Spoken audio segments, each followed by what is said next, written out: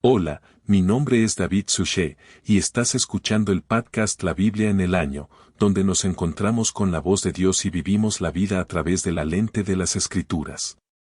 El podcast La Biblia en el Año es una producción de Ascensión que utiliza la línea de tiempo de la Biblia de la Gran Aventura para leer desde el Génesis hasta el Apocalipsis, descubriendo cómo se desarrolla la historia de la salvación y cómo encajamos en ella.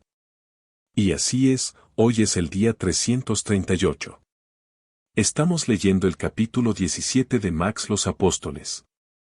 La primera carta de San Pablo a los Corintios capítulo 15 en Proverbios capítulo 28, versículos 1617 y 18 es siempre la Biblia. El alboroto en Tesalónica. Pasando por Anfípolis y Apolonia, llegaron a Tesalónica, donde había una sinagoga de judíos y Pablo vino, como era su costumbre. Y durante 3 semanas discutió con ellos según las Escrituras, explicando y probando que era necesario que el Cristo padeciese y resucitase de entre los muertos, y diciendo, este Jesús, a quien yo os anuncio, es el Cristo. Y algunos de ellos se persuadieron y se unieron a Pablo y a Silas, lo mismo que muchos de los griegos devotos, y no pocas de las mujeres principales. Pero los judíos estaban celosos, y tomando a algunos malvados de la chusma, reunieron una multitud, alborotaron la ciudad y atacaron la casa de Jasón, tratando de sacarlos al pueblo. Y como no pudieron encontrarlos, arrastraron a Jasón y a algunos de los hermanos ante las autoridades de la ciudad gritando: estos hombres que han puesto el mundo patas arriba han venido también aquí, y Jasón los ha recibido, y todos ellos actúan contra los decretos del César, diciendo que había otro rey Jesús. Al oír esto, el pueblo y las autoridades de la ciudad se turbaron y tomaron seguridad a Jasón y a los demás. Dejaron ir a Pablo y a Silas en Beroya. Inmediatamente los hermanos enviaron de noche a Pablo y a Silas a Beroya, y cuando llegaron entraron en la sinagoga judía. Y estos judíos eran más nobles que los de Tesalónica, pues recibieron la palabra con toda solicitud, examinando cada día las Escrituras para ver si estas cosas eran así. Por tanto, muchos de ellos creyeron, y no pocas mujeres griegas de alta posición, así como hombres. Pero cuando los judíos de Tesalónica se enteraron de que la palabra de Dios era proclamada por Pablo también en Beroya, acudieron allí para agitar e incitar a las multitudes. Entonces los hermanos despidieron inmediatamente a Pablo camino del mar. Pero Silas y Timoteo se quedaron allí. Los que conducían a Pablo lo llevaron hasta Atenas, y recibiendo orden de que Silas y Timoteo viniesen a él cuanto antes, dejaron a Pablo en Atenas. Mientras Pablo los esperaba en Atenas, su espíritu se encendió en él al ver que la ciudad estaba llena de ídolos. Así que discutía en la sinagoga con los judíos y los devotos, y en la plaza todos los días con los que por casualidad se encontraban allí. También se reunían con él algunos de los filósofos epicúreos y estoicos, y algunos decían, ¿qué dirá este charlatán? Otros decían que parecía ser un predicador de divinidades extranjeras, porque predicaba a Jesús y la resurrección, y se apoderaron de él y lo llevaron al Areópago, diciendo, ojalá sepamos qué es esta nueva enseñanza que presentas, pues traes cosas extrañas a nuestros oídos. Deseamos saber, pues, qué significan estas cosas. Ahora bien, todos los atenienses y los extranjeros que vivían allí pasaban el tiempo y nada más que contando u oyendo algo nuevo.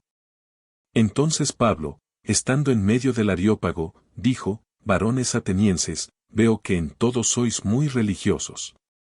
Pues al pasar y observar los objetos de vuestro culto, encontré también un altar con esta inscripción a un Dios desconocido. Lo que por tanto adoráis como desconocido, esto os proclamo el Dios que hizo el mundo y todo lo que hay en él, siendo Señor del cielo y de la tierra, no vive en santuarios hechos por el hombre, ni es servido por manos humanas, como si necesitara algo, pues él mismo da a todos los hombres la vida y el aliento y todo. Y él hizo que desde el una cada nación de hombres viviera sobre toda la faz de la tierra, habiendo determinado los periodos asignados y los límites de su habitación, para que buscaran a Dios con la esperanza de que podrían sentir tras él y encontrarlo. Sin embargo, no está lejos de cada uno de nosotros. En él vivimos, nos movemos y existimos, como han dicho algunos de vuestros poetas. En efecto, somos su descendencia. Siendo, pues, descendientes de Dios, no debemos pensar que la divinidad es como el oro o la plata o la piedra, una representación por el arte y la imaginación del hombre. Dios pasó por alto los tiempos de la ignorancia. Pero ahora manda a todos los hombres en todas partes que se arrepientan, porque ha fijado un día en que juzgará al mundo y a la justicia por medio de un hombre a quien ha designado. Y de esto ha dado seguridad a todos los hombres resucitándolo de entre los muertos. Cuando oyeron hablar de la resurrección de los muertos, unos se burlaban, pero otros decían, ya te oiremos hablar de esto. Entonces Pablo se alejó de en medio de ellos. Pero algunos hombres se le unieron, y creyeron entre ellos Dionisio Teoreopagita y una mujer llamada Damaris, y otros con ellos la primera carta de San Pablo a los Corintios, capítulo 15, la resurrección de Cristo. Ahora quisiera recordaros, hermanos, en qué términos os prediqué el Evangelio que recibisteis, en el cual estáis firmes, por el cual sois salvos, si lo retenéis firmemente, a menos que hayáis creído en vano. Os transmití como de primera importancia lo que yo también recibí, que Cristo murió por nuestros pecados de acuerdo con las Escrituras, que fue sepultado, que resucitó al tercer día de acuerdo con las Escrituras, y que se apareció a Kefa, y luego a los 12. Luego se apareció a más de 500 hermanos a la vez, la mayoría de los cuales aún viven, aunque algunos se han dormido.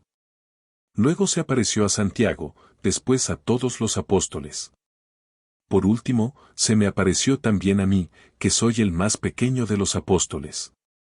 Porque yo soy el más pequeño de los apóstoles, indigno de ser llamado apóstol, porque perseguía la iglesia de Dios.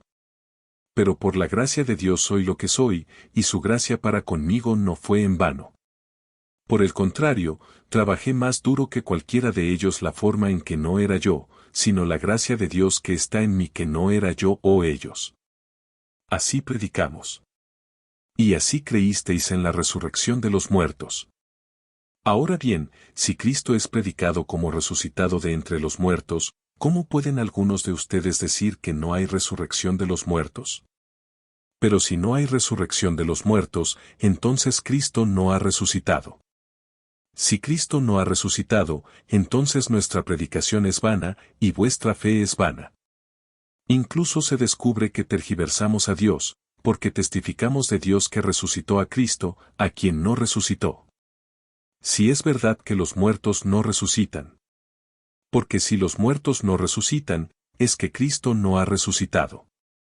Si Cristo no ha resucitado, vuestra fe es vana, y todavía estáis en vuestros pecados, también los que durmieron en Cristo han perecido. Si solo en esta vida hemos esperado en Cristo, somos los más dignos de lástima de todos los hombres. Pero, en efecto, Cristo ha resucitado de entre los muertos, primicia de los que durmieron. Porque así como por un hombre vino la muerte, por un hombre ha venido también la resurrección de los muertos. Porque como en un átomo todos mueren, así también en Cristo todos serán vivificados, pero cada uno en su orden. Cristo las primicias, luego vienen los que son de Cristo.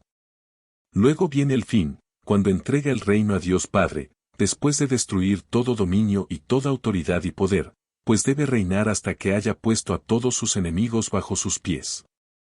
El último enemigo en ser destruido es la muerte. Porque Dios ha sometido todas las cosas bajo sus pies. Pero cuando dice que todas las cosas están sujetas a Él, está claro que se acepta que Él sometió todas las cosas a Él. Cuando todas las cosas estén sometidas a Él, entonces el Hijo mismo también estará sometido al que sometió todas las cosas a Él. Para que Dios sea todo para todos. Si no, ¿qué quiere decir bautizarse en nombre de los muertos? Si los muertos no resucitan en absoluto, ¿por qué se bautiza a la gente en su nombre? ¿Por qué estoy en peligro? ¿A cada hora? Protesto, hermanos, por mi orgullo en vosotros, que tengo en Cristo Jesús, Señor nuestro. Yo muero todos los días. ¿Qué gano si, humanamente hablando, he luchado con las fieras en Efeso? Si los muertos no resucitan, comamos y bebamos, que mañana moriremos. No os engañéis. Malas compañías, ruinas, buenas costumbres vuelve en ti y no peques más. Porque algunos no tienen conocimiento de Dios. Digo esto para vuestra vergüenza. La resurrección del cuerpo. Pero alguien preguntará cómo resucitan los muertos. ¿Con qué clase de cuerpo vienen, insensato? Lo que se siembra no resucita si no muere, y lo que se siembra no es el cuerpo que ha de ser, sino un grano de oso, quizá de trigo, o de algún otro grano. Sino que Dios le da un cuerpo, como Él ha escogido, y a cada clase de semilla su propio cuerpo. Porque no toda la carne es igual, sino que hay una clase para los hombres, otra para los animales, otra para las aves y otra para los peces. Hay cuerpos celestes y cuerpos terrestres. Pero la gloria de los celestes es uno y la de los terrestres es otra. Hay una gloria del sol, y otra gloria de la luna, y otra gloria de las estrellas. Pues estrella difiere de estrella en gloria. Lo mismo sucede con la resurrección de los muertos. Lo que se siembra es perecedero, lo que resucita es imperecedero. Se siembra en la deshonra. Resucita en la gloria. Se siembra en debilidad. Resucita con poder. Se siembra un cuerpo físico. Resucita en cuerpo espiritual. Si hay un cuerpo físico, también hubo un cuerpo espiritual. Así está escrito. El primer hombre, Adán, se convirtió en un alma viviente. El último átomo se convirtió en un espíritu viviente. Pero no es lo espiritual lo primero, sino lo físico y luego lo espiritual. El primer hombre era de la tierra, un hombre de polvo. El segundo hombre es del cielo, como lo era el hombre de polvo. Así son los que son del polvo, y como es el hombre del cielo, así son los que son del cielo. Así como hemos llevado la imagen del hombre de polvo, también llevaremos la imagen del hombre del cielo. Os digo esto, hermanos, la carne y la sangre no pueden heredar el reino de Dios, ni lo corruptible hereda lo incorruptible. He aquí, os digo un misterio. No todos dormiremos, sino que todos seremos transformados en un momento, en un abrir y cerrar de ojos. A la final trompeta os sonará la trompeta, y los muertos resucitarán incorruptibles, y todos seremos transformados. Porque es necesario que esta naturaleza perecedera se vista de incorruptible, y que esta naturaleza mortal se revista de inmortalidad. Cuando lo corruptible se revista de lo incorruptible, y lo mortal se vista de inmortalidad, entonces se cumplirá el dicho que está escrito, sorbida es la muerte en victoria. Oh, muerte, ¿dónde está tu victoria? Oh muerte, ¿dónde está tu aguijón? El aguijón de la muerte es el pecado, y el poder del pecado es la ley. Pero gracias sean dadas a Dios, que nos da la victoria por medio de nuestro Señor Jesucristo. Por tanto, hermanos míos amados, estad firmes, constantes, abundando siempre en la obra del Señor, sabiendo que en el Señor vuestro trabajo no es en vano. Libro de los Proverbios, capítulo 28, versículos 16 a 18. El gobernante falto de entendimiento es un opresor cruel, pero el que aborrece la ganancia injusta prolongará sus días. Si un hombre es cargado con la sangre de otro, que sea un fugitivo hasta la muerte. Que nadie le ayude. El que camina en integridad será librado, pero el que es perverso en sus caminos caerá en un pozo. Padre que estás en los cielos, te alabamos y te damos gloria. Muchas gracias. Gracias por tu palabra, y gracias por hacernos tus hijos. Señor Dios, tú eres nuestro Padre. Y en Jesucristo, tu Hijo, nuestro hermano, has vencido a la muerte. Y así podemos decir con San Pablo, podemos decir con todos los cristianos que nos han precedido. Muerte. ¿Dónde está tu victoria? Muerte, ¿dónde está tu aguijón? Señor Dios, lloramos, pero no lloramos como los demás. Cada uno de nosotros es tocado por el sufrimiento. Cada una de nuestras vidas se ve afectada por el dolor. Cada parte de nuestras vidas, de alguna manera, está tocada por la pérdida. Sí, Señor, lloramos. Y sí, Señor, lloramos, pero no lloramos. No lloramos. No lloramos como los demás. No lloramos en vano, porque no hemos creído en vano. Tú has vencido a la muerte y nosotros resucitaremos. Sabemos que es verdad. Tú lo has revelado. Tú lo has declarado. Lo has probado. Lo has demostrado. Nos lo has dado. Y así, Señor Dios, lo aceptamos. Aceptamos la resurrección de los muertos. Aceptamos la vida nueva que nos ofreciste por nuestro bautismo, por la gracia que nos viene y ahora por el Espíritu Santo. Y decimos sí, ayúdanos a llorar bien, ayúdanos a llorar bien, ayúdanos a experimentar la pérdida. Que Dios esté con nosotros en nuestro gran suelo, y que esté con nosotros en la hora de nuestra muerte. En el nombre de Jesús oramos. Amén. En el nombre del Padre y del Hijo y del Espíritu Santo. Amén. De acuerdo. Así que Hechos de los Apóstoles, capítulo 17. ¿Tenemos un alboroto en Tesalónica y lo que sucede esto no es notable?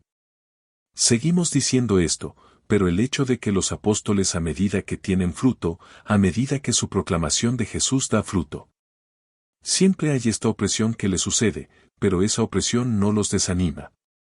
Y esto es tan necesario que nos lo recuerden todos los días, porque ahora estamos leyendo sobre nuestros hermanos y hermanas, como en el Antiguo Testamento. Estamos leyendo sobre nuestros antepasados de muchas maneras. Y sí, tal vez eso es lo que sucede también en los Hechos de los Apóstoles. Pero también hay un elemento en el que estamos leyendo sobre la era de la Iglesia, estamos viviendo en la era de la Iglesia.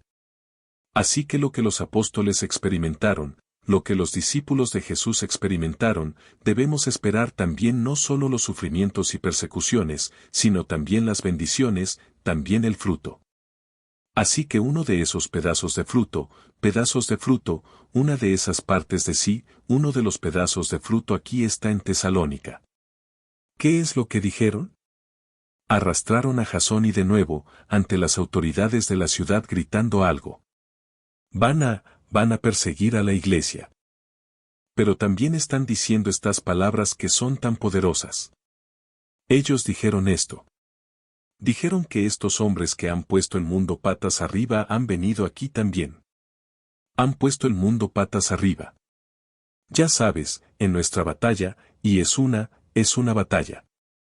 Es una batalla espiritual, ¿verdad? Es una batalla de ideas también. Pero nuestra batalla es con la cultura de muchas maneras, ¿verdad?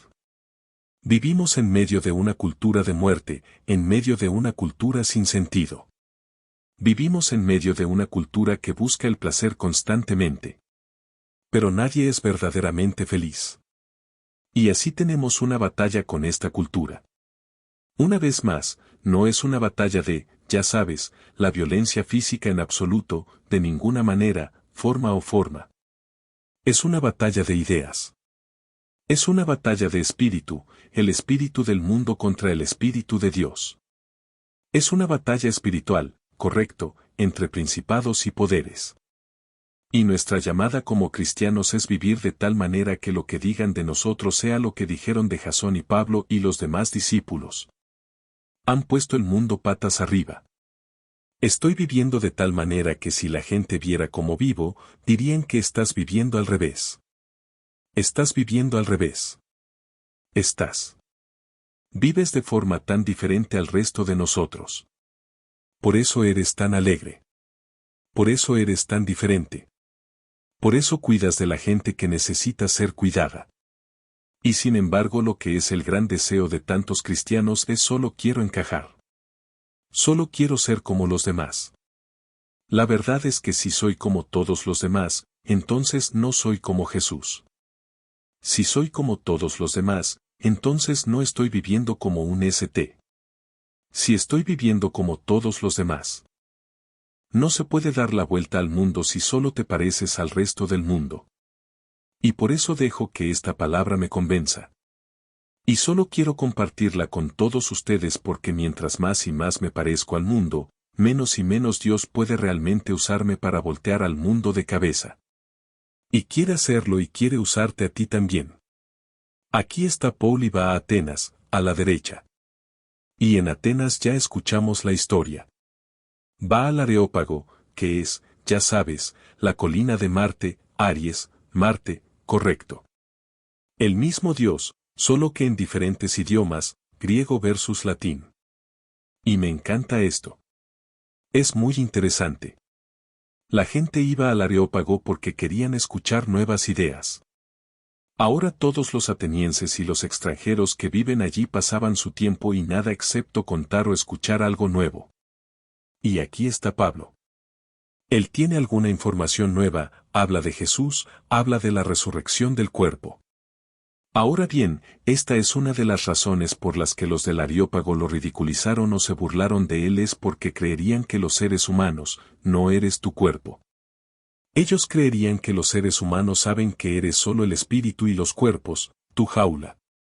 Y cuando San Pablo habla de la resurrección del cuerpo, que iría directamente en contra del pensamiento griego, que es notable porque en 1 Corintios 15 tenemos esta proclamación masiva de San Pablo diciendo que la resurrección es real, que tú, quiero decir esencialmente esta es una de las cosas que creemos. Tú eres tu cuerpo, tú eres tu alma, que tú, lo que un ser humano es cuerpo, alma combinados, correcto. El cuerpo. Es una dualidad escolar, eres un alma encarnada o eres un cuerpo insol. Y esto es tan importante para nosotros, porque así como San Pablo tuvo que proclamar a la iglesia en Corinto, y así como San Pablo tuvo que proclamar a la iglesia o a la gente en Atenas, tú eres tu cuerpo y el cuerpo que tienes es realmente tu cuerpo. El cuerpo que tienes es el cuerpo correcto. ¿Cómo es eso contracultural? Era contracultural cuando San Pablo lo dijo por primera vez. Era contracultural cuando la iglesia lo declaró por primera vez. Y aparentemente ahora en nuestros días, es una vez más contracultural. Pero es la verdad, como continuó diciendo San Pablo. Dice que si Cristo no ha resucitado de entre los muertos, entonces nuestra fe es vana. ¿Sabes? Hubo un movimiento en el cristianismo en los últimos, no sé, 50 a 150 años que en realidad dijo, bueno, Jesús solo resucitó de entre los muertos en sus corazones y en los corazones de los discípulos, ¿sabes? En realidad no resucitó físicamente de entre los muertos y ni siquiera importaría si no resucitó físicamente de entre los muertos. Seguiría siendo cristiano. Bueno, eso va directamente en contra de lo que San Pablo declara hoy. Dice en el capítulo 15, versículo 17, si Cristo no ha resucitado, vuestra fe es vana. Creo que dije cuando lo leí, dije fútil porque eso es aún más poderoso, ¿verdad? Si Cristo no hubiera resucitado, no ha resucitado, vuestra fe es vana y todavía estáis en vuestros pecados. Pero en el versículo 20, de hecho, Cristo ha resucitado de entre los muertos, las primicias de los que durmieron. Una de las realidades, por supuesto dice aquí que el último enemigo en ser destruido es la muerte. Y al final de este capítulo 15, tenemos esa increíblemente hermosa proclamación que dice, he aquí, os digo un misterio. No todos dormiremos significa que Dios va a venir en algún momento. No todos vamos a morir, pero todos seremos cambiados en un momento, en un abrir y cerrar de ojos a la última trompeta. Porque sonará la trompeta y resucitarán los muertos en lo perecedero, y nosotros seremos transformados. Porque es necesario que esta naturaleza perecedera se vista de incorruptible. Pero luego continúa diciendo que todo el mundo va a ser capaz de gritar. La muerte es tragada en victoria o muerte. ¿Dónde está tu victoria o muerte? ¿Dónde está tu aguijón? Aquí está Jesús, que es las primicias de los que durmieron. Así que lo que el cuerpo resucitado de Jesús parecía es lo que nuestros cuerpos compartirán. Así que Jesús tenía un cuerpo físico, ¿verdad? Un cuerpo físico que podría ser tocado, el cuerpo físico que comería comida, cuerpo físico que podría estar en un lugar y ellos estarían en otro lugar. Tenía esta presteza, tenía este movimiento, podía atravesar paredes, podía hacer todas estas cosas increíbles. En San Pablo, una de las cosas que está diciendo es que todas esas cosas que eran verdad sobre el cuerpo resucitado de Jesús serán verdad sobre tu cuerpo resucitado y la recreación, la redención, la resurrección del mundo de muchas maneras, porque esa es la creencia cristiana, es que el cielo no es solo un lugar espiritual. El cielo va a ser toda la creación, renovada y redimida. Así que tu cuerpo físico, resucitado de entre los muertos, necesitará un lugar físico para morar. Y ese es este misterio que yo no he visto y aquí no se oye y no entra en la imaginación. La mente del hombre, lo que Dios está preparado para los que le aman, lo que significa lo que Dios está preparado para usted. Dios resucitará tu cuerpo de entre los muertos. Esperemos que sea para gloria, porque eso también está claro en las Escrituras. Todos serán resucitados, algunos para vergüenza eterna y horror que está en el libro de Daniel, y algunos otros para ser una señal eterna de la gloria de Dios, para glorificar a Dios en tu cuerpo por el resto de la eternidad. Ah, es tan bueno e increíble. Dios mío, qué regalo se nos ha dado en Jesús. Ya no tenemos que temer a la muerte. Ya no necesitamos afligirnos como los demás. Nos afligimos porque amamos a la gente. Y cuando nos las quitan, entonces es apropiado llorar. Es apropiado afligirse. Pero no nos afligimos como los que no tienen esperanza. Lloramos como los que saben que la muerte no es el final. Por eso la muerte ya no tiene esa cosa que solía tener. Dios mío, chicos, qué regalo. Estoy rezando por ustedes. Estoy orando para que un día no necesitamos en esta vida que fueron capaces de cumplir, literalmente, cara a cara en la carne resucitada en la presencia de Dios en el cielo. Así que estoy orando por ti. Por favor, reza por mí. Mi nombre es David Susha. No puedo esperar a verte mañana. Dios los bendiga.